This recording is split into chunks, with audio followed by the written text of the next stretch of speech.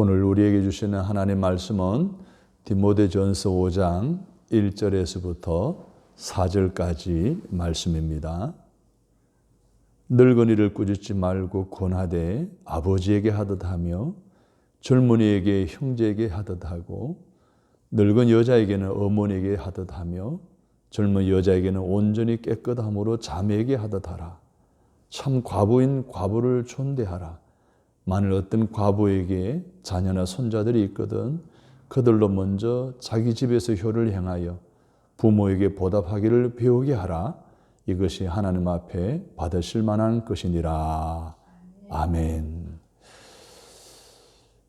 부모님에게 효행으로 보답하라 라는 제목으로 10월 효의 달을 맞이하여 두 번째 말씀을 전하려고 합니다. 우리나라에 가장 대표적인 가치가 있다라고 하면 무엇일까요? 충이 있죠. 그리고 효가 있습니다. 이 효라고 하는 것은 부모의 마음을, 몸을 편하게 해드리는 것이다 라고 이렇게 정의되어집니다. 동서고금을 막론하고 이 효라고 하는 것은 가족 제대와 사회생활에 참 많은 영향을 끼쳐왔습니다. 그래서 시대마다 사회 속에 도덕의 기초가 되었고 예의 범절의 기본이 되어 왔습니다. 효라고 하는 것은 부모와 자식 관계에 있어서 자식이 부모를 대하는 이상적인 태도를 말하는 겁니다. 무슨 말입니까? 부모와 자식의 이상적인 관계를 의미한다는 거예요. 효 그러면 우리는 유교를 생각하는데 유교 그러면 효의 종교라고 우리는 그렇게 생각하고 있습니다. 그러나 세계의 여러 종교들을 보면 모든 종교들이 다 효를 강조하고 있는 것을 보게 됩니다. 특히 성경에서는 어떻게 보면 유교보다도 더 강조하고 있음을 우리는 쉽게 성경 구절을 찾아볼 수가 있습니다.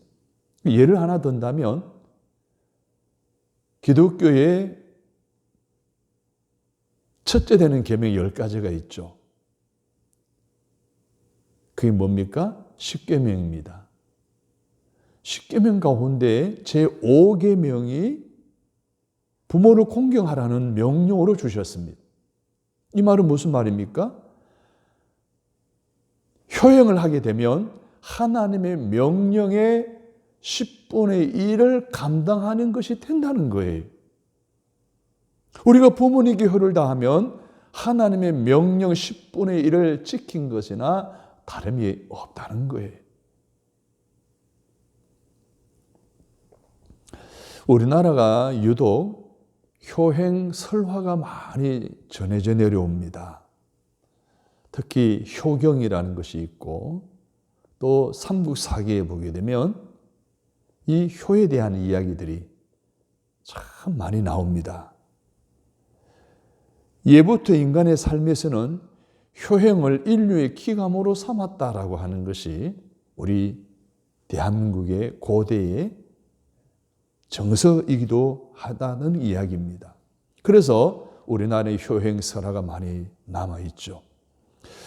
저희 고향인 경북 김천시 어모면 옥률리에 가게 되면 강씨 집성촌에 있는 그 마을 입구에 효자 비가 있습니다. 누가 있고 누가 안에 효자 비문이 있습니다. 그 내용은 그 집성촌으로 처음 이사를 오셔서 정착하고 살아가는 과정 속에 이제 아버지와 아들만 남게 되는 그러한 어려움을 겪게 되었을 때에 아버지가 병들게 되었다는 거죠. 아들이 지극정성으로 효를 다했다는 거예요. 심지어 피를 아버지에게 먹이면서까지 아버지의 지병을 고치려고 했던 이것이 지역에 알려지게 되고 임금에게 알려지게 되어서 임금이 효자 비문을 하사했다는, 그래서 강씨 집안의 큰 자랑이기도 하고 또 큰 축복이기도 한 것입니다. 이렇게 고을마다 지역마다 효자, 효녀, 비들이 많이 있는 효행설화에 관한 이야기들이 있는 것을 보게 될 때에 우리나라는 인륜의 귀감으로 효행하는 것을 삼았다라고 하는 것을 우리가 입증할 수가 있습니다. 이런 효의 개념이 시대에 따라 변천해 왔습니다. 고대 농경사회에서는 조상 숭배와 제례를 의미하는 효였습니다. 삼국시대에는 효경이 교과서였고 충의 개념까지 포함시켜 효사상이 확대해 나가는 시대였습니다. 그래서 여러분 잘 아는 대로 고려의 태조 왕건은 덕질을 하기 위해서 효를 정치의 기본 이념으로 삼았다고 합니다. 여러분 잘 아는 대로 조선시대에는 유교를 받아들여서 효를 실천하는 유교 국가 체제를 설립해 그 나라를 든든히 세워갔던 것을 우리는 보게 됩니다. 그래서 개화기에 보게 되면 효와 충과 신을 가치의 덕목으로 삼았고 효가 백행지본에 라고 하는 사상을 준수하게 되었고요. 드디어 기독교가 이 땅에 전려되어 오면서 전통적으로 내려오는 효와, 그래서 성경에서 말하는 효와 잘 조화시켜 강조해 왔음을 우리는 알게 되는 것입니다. 이 한자의 효를 보게 되면 아들이 아비를 얻고 있는 그러한 모양입니다. 그런데 기독교에서 말하는 이 효는 아버지를 얻는 정도가 아니라 하나님의 말씀, 즉 하나님에게 순종하는 것이 효라고 가르칠 정도로 전통적인 효를 확대 해석해서 더 강조해 왔다는 것을 보여주고 있습니다. 효를 아주 강조하죠. 십계명의 제5계명이 뭡니까? 내 부모를 공경하라 이지 않습니까? 성경에 이 십계명 말고도 효에 대해서 부모를 공경하라고 하는 말씀이 많이 나와 있습니다. 출애굽기 20장 12절에 보면 내 부모를 공경하라. 그리하면 내 하나님 여호와가 내게 준 땅에서 내 생명이 길리라 했습니다. 다른 계명에 보면은 약속이 따르지 않습니다.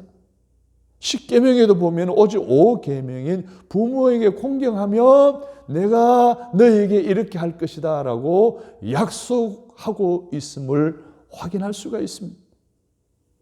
유독 효를 행하는 자에게 하나님이 땅에서 잘 되고 장수의 복을 주시겠다는 약속을 하신 거예요. 오늘 부모 공경의 말씀을 다시 한번 듣고 부모를 공경하여 하나님의 귀한 약속의 복을 다시 한번 점검하고 다시 한번 채우게 되는 은혜가 여러분에게 있기를 주님의 이름으로 축복합니다. 오늘 1절 보시기 바랍니다. 늙은이를 꾸짖지 말고 권하되 아버지에게 하듯 하며, 2절을 보십시오. 늙은 여자에게는 어머니에게 하듯 하며. 여기서 늙은이 그리고 늙은 여자라고 표현하고 있는 것은 우리 부모가 아닌 오늘 이 시대의 많은 어르신들을 일컫는 말이잖아요.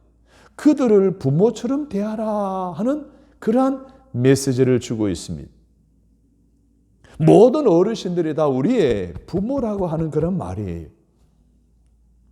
우리 부모는 공경하면서 우리 이웃 어른들은 공경하지 않는 사람이 없습니다. 부모 공경하면서 이웃을 공경하지 않는다면 이 말이 안 되는 거죠.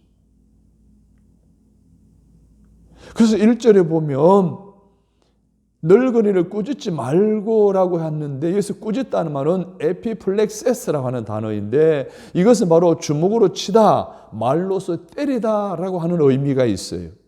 즉 공격적인 심한 질책을 하지 말라라는 거예요. 어른들에게. 여러분, 사도 바울이 이 편지를 디모데에게 쓸 때에 디모데는 연수하에 쓸 때예요. 연수한 20대 젊은이로서의 목회자가 어른들의 공동체를 이끌어갈 때에 때로는 권면할 때도 있고 때로는 책망할 때도 있잖아요. 그때에 함부로 하지 말라는 거예요. 온유한 태도로 권할 것을 사도 바울이 충고하고 있는 것이. 그리고 권하다는 말이 있어요. 파라칼레라고 하는 이 단어는 곁으로 부르다, 위로하다라고 하는 의미가 있어요. 무슨 말입니까? 그 사람을 곁에 오게 해서 충고하고 위로하고 따뜻한 말로 격려하라 하는 의미가 담겨져 있는 거예요. 그래서 만약에 디모데가 목회를 하는데 문제 있는 사람이 있으면 어른들을, 어머니들을 곁으로 오게 해서 위로하고 격려하고 따뜻하게 겸면해 주라고 하는 말씀이에요. 그래서 모든 어르신들에게 심하게 질책하지 말고 부드럽게 위로하고 권면하는 것이 필요하다고 오늘 사도 바울은 디모데에게 말하고 있는 거예요. 그리고 아버지에게 하듯 하고 어머니에게 하듯 하라라고 말하고 있어요. 사실 이 말이 요즘 시대에는 절대성의 신뢰성을 잃어버렸습니다. 부모에게도 제대로 하지 않는데 어른들에게 제대로 한다는 것은 요즘 시대에 참 어렵다고 보는 참 안타까운 현실이기도 합니다. 그래서 아버지나 어머니를 폭행하고 막말하는 자녀가 한둘이 아닌 그런 뉴스들을 자주 듣게 되고요. 존속 살해, 존속 폭행이 통계적으로 점점 해마다 늘어나고 있다는 거예요. 아버지를 폭행한 이유도 보게 되면 설거지를 못하는 아버지 폭행하고, 자기 여자친구를 막 나무랜다고 아버지를 폭행하는 이런 일들이 요즘 존속 폭행 사건으로 해마다 늘어나고 있다는 거예요. 부모에게 하듯이라는 말이 안 맞는 시대가 되어버리고 말아 이 시대에 오늘 많은 젊은 세대들 사이에서 기성세대를 무시하는 경향성 아주 심각합니다. 어른이 뭐라 그러면 그럽니다. 아버지는 모른다 그럽니다. 엄마도 모른다 그럽니다. 한번 생각해 보세요. 아버지, 어머니가 모를까요? 자녀들이 모를까요? 자녀가 부모를 아는 것보다 부모가 자녀를 아는 것이 훨씬 몇백 배 더 많이 알지 않겠어요? 그러니 아버지, 어머니가 말을 할 때 아버지, 어머니는 모른다라고 말해서는 안 된다는 거예요. 이런 재미난 이야기가 있어요. 7살 어린 시절에 나는 생각했다. 우리 아버지는 이 세상에서 가장 멋있는 사람이다. 아버지는 모든 것을 알고 계신다. 17살 때 나는 생각했다. 우리 아버지는 내가 생각하는 것만큼 많이 알고 계시지 않다. 21살 때 나는 생각했다. 우리 아버지는 나와 비교하면 아무것도 모른다. 35살 때 나는 생각했다. 우리 아버지는 생각보다 많이 알고 계셨다. 50살 된 지금 나는 생각한다. 우리 아버지는 항상 옳으셨다. 참 멋진 말이죠.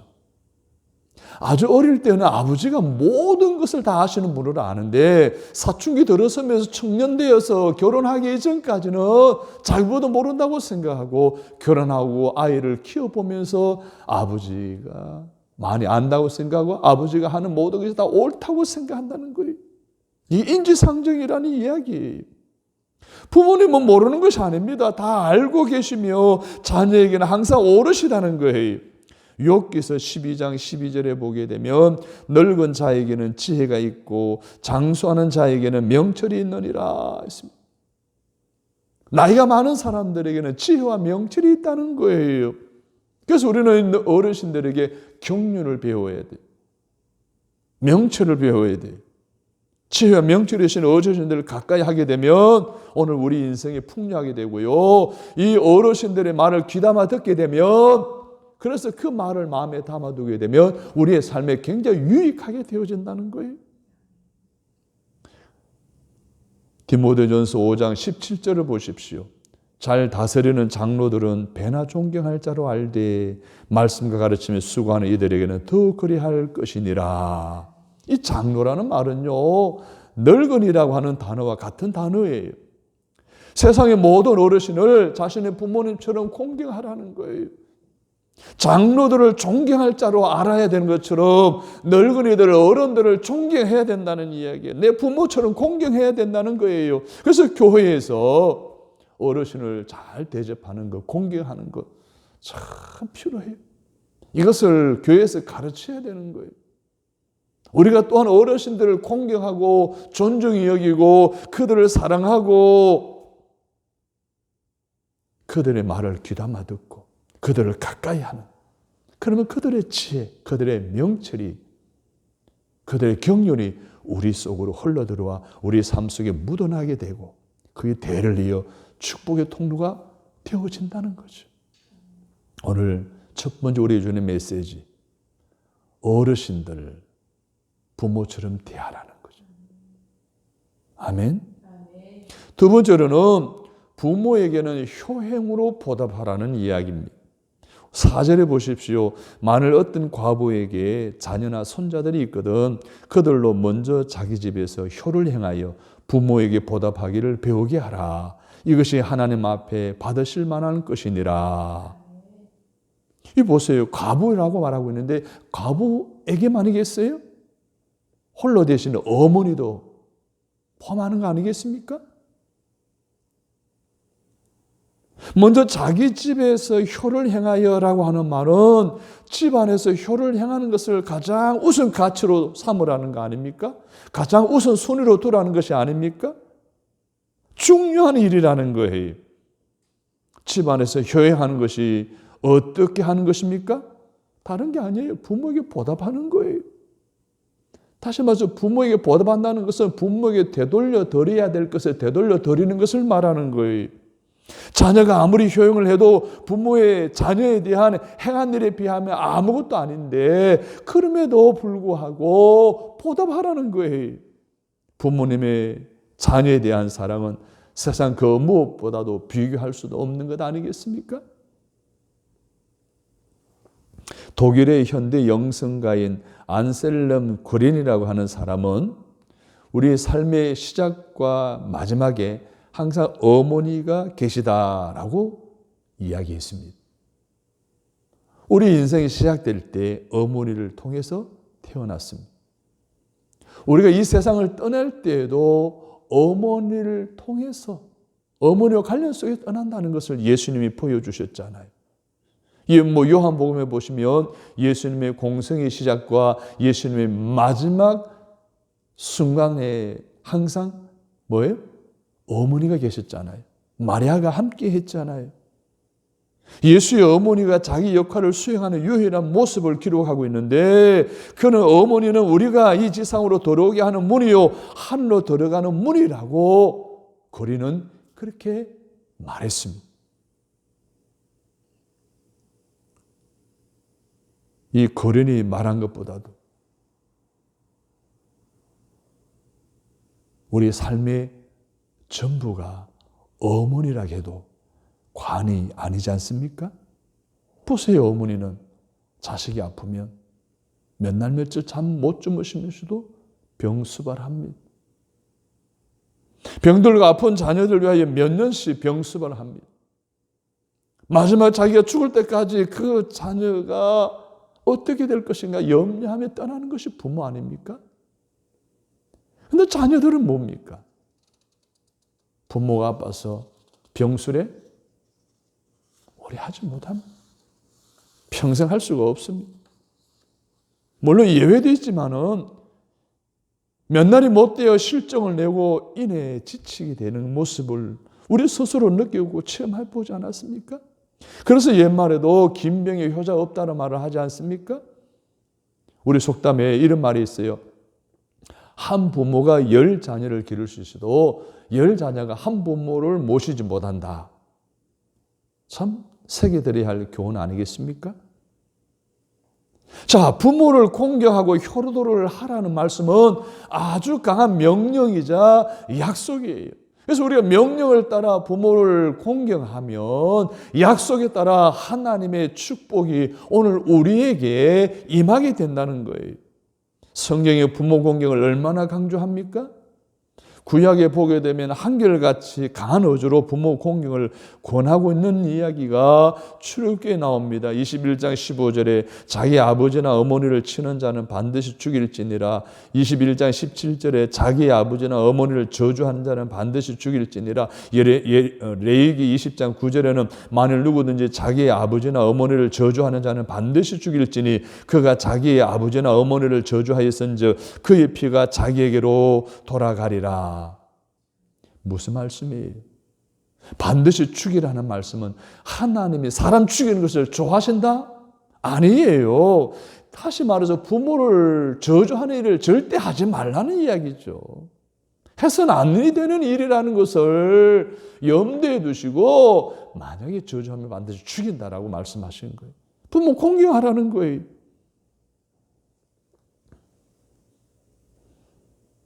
그는 나를 낳아주신 부모만 부모냐는 거예요. 내 배우자의 부모도 부모라는 거예요.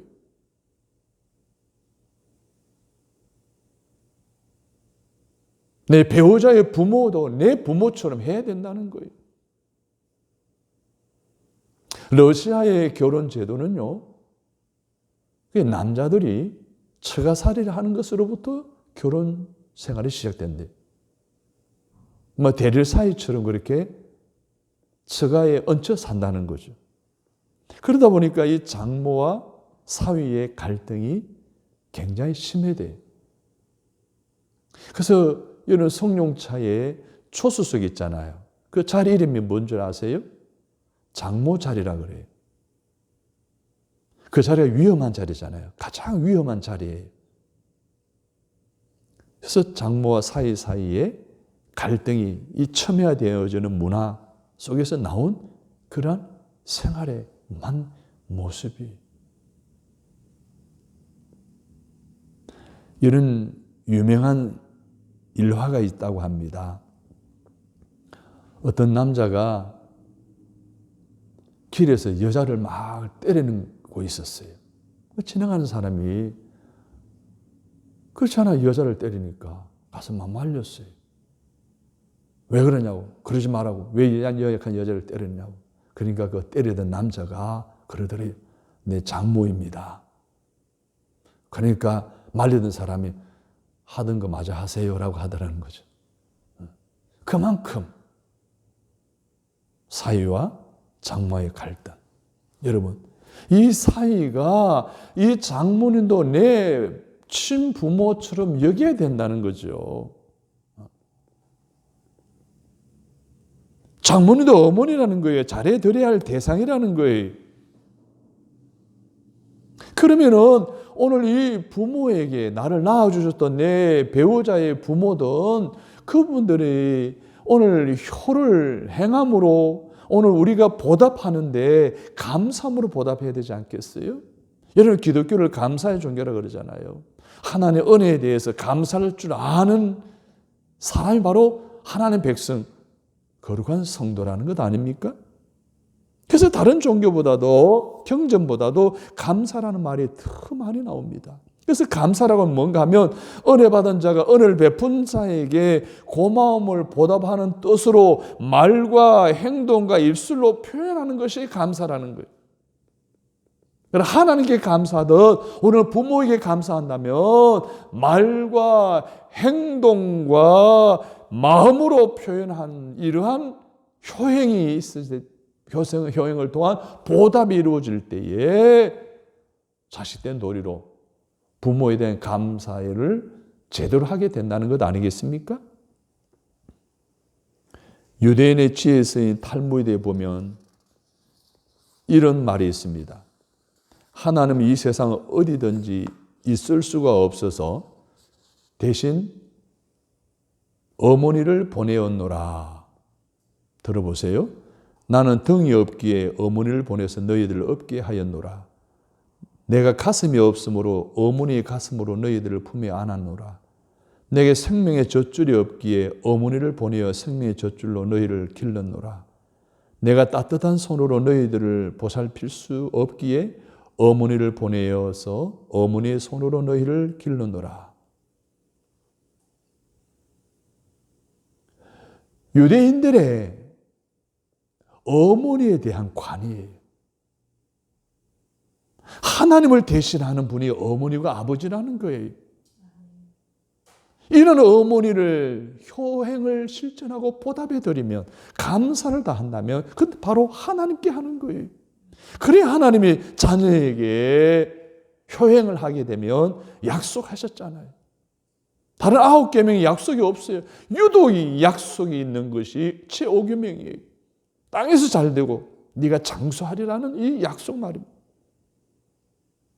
부모님은 하나님을 대신하는 분이라는 이 의식과 가치관을 갖고 부모를 공경함으로 하나님을 공경하고 하나님을 공경함으로 부모를 공경하는 저와 여러분이 되시기를 간절히 바랍니다.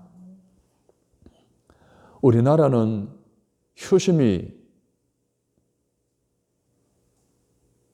효행심이 많은 나라입니다. 우리나라가 간 이식 수술의 세계 1위라는 것 아십니까? 싱가포르가 2위인데 싱가포르보다 2배나 더 많은 간 이식이 있대요. 100만 명 중에 13건, 한 14건 정도 된다는 거예요.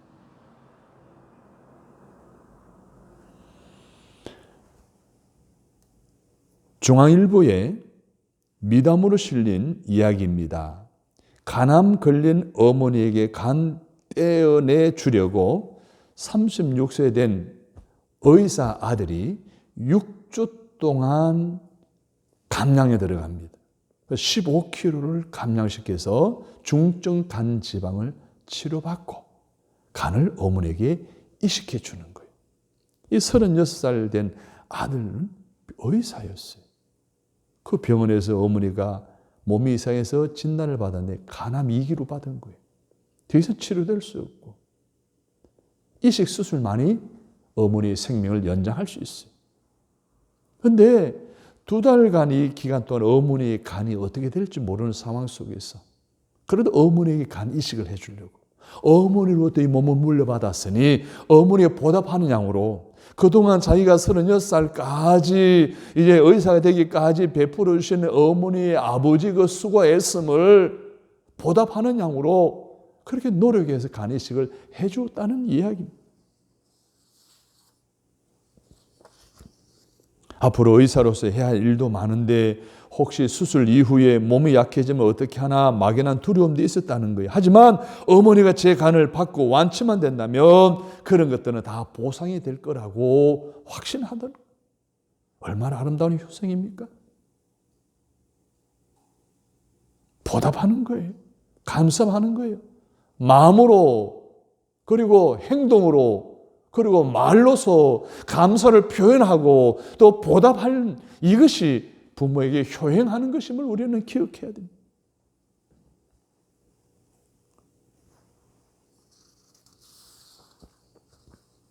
신명기 32장 5절에 보면 그들이 여호와를 향하여 악을 행하니 하나님의 자녀가 아니요 흠이 있고 삐뚤어진 세대로다. 하나님에게 악을 행하면 하나님의 자녀가 아니라고 합니다. 유대인의 부모관은 바로 어머니 곧 하나님이라고 생각할 정도였다라고 한다면 부모 하나님께 악을 행하는 것이 하나님의 자녀가 아니라고 한다면 부모에게 악을 행하는 것 또한 부모의 자녀가 아니라는 것과도 연결되어진다는 거예요. 사랑하는 여러분, 하나님의 말씀을 따라 부모에게 극진한 효행을 하는 자녀가 되기를 간절히 바랍니다. 구본나무가 선산을 지킨다는 말이 있잖아요. 이 말은 무슨 말이에요? 부려막심한 자식이 나중에 효행한다는 이야기예요. 우리나라 말에 이런 이야기 있잖아요. 우리나라에서 똑똑한 아들은 다 나라의 아들이고 돈 잘 버는 아들은 다 처가의 아들, 장모의 아들이고 그리고 병들고 실패한 아들은 내 아들이라는 말이 있잖아요. 근데 병들고 실패한 이 아들이 나중에 부모에게 효효를 행한다는 이야기예요. 우리 모두는 똑똑하고 돈 잘 벌고 건강하지만 부모의 자녀로서 효를 다하고 보답하는 마음을 가지고 효행이 반듯한 자녀가 되어지지 않겠습니까? 이러한 자들에게 약속하신 하나님의 축복이 오늘 우리에게 임할 때에 오늘 우리가 이 세상에 살아가면서 바라는 모든 기도 제목에 대한 응답으로 연결되어지지 않겠느냐는 거예요. 복 달라 기도하지 말고 부모에게 효행함으로 하나님이 약속하신 그 복을 받음으로 복의 주인공의 삶을 살아가시는 여러분이 되셔야 합니다. 자녀된 성도 여러분, 부모를 공경하라는 첫 계명을 잘 지켜서 하나님 주신 땅에서 장수하고 땅에서 잘 되는 귀한 주님의 자녀들이 되기를 주님의 이름으로 바랍니다. 우리 부모님들도 믿음으로 자녀들을 잘 양육하고 자녀를 위해 기도하고 믿음의 규범을 잘 전수하는 귀한 부모님들이 되어서 믿음의 계대를 이어가고 축복의 계대를 이어가는 신앙의 명문 가문을 세워가는 저와 여러분이 되시기를 주님의 이름으로 축복합니다. 하나님, 우리 주변의 어르신들도 부모처럼 대할 뿐만 아니라 부모를 공경하라는 첫 계명을 잘 지켜 하나님이 주신 땅에서 잘 되고 장수하는 귀한 주님의 자녀의 복된 삶을 살아가도록 오늘도 말씀을 들은 대로 결단케 성령님 도와 주옵소서. 부모된 자로서 자녀를 잘 양육하고 자녀들을 위해서 기도하고 믿음의 규범을 잘 전수해주는 믿음의 부모 되게 하옵소서. 그래서 축복의 가문을 세워가는 우리 모두 되기를 원하오니 성령님 도와주옵소서. 예수님의 이름으로 기도드립니다. 아멘.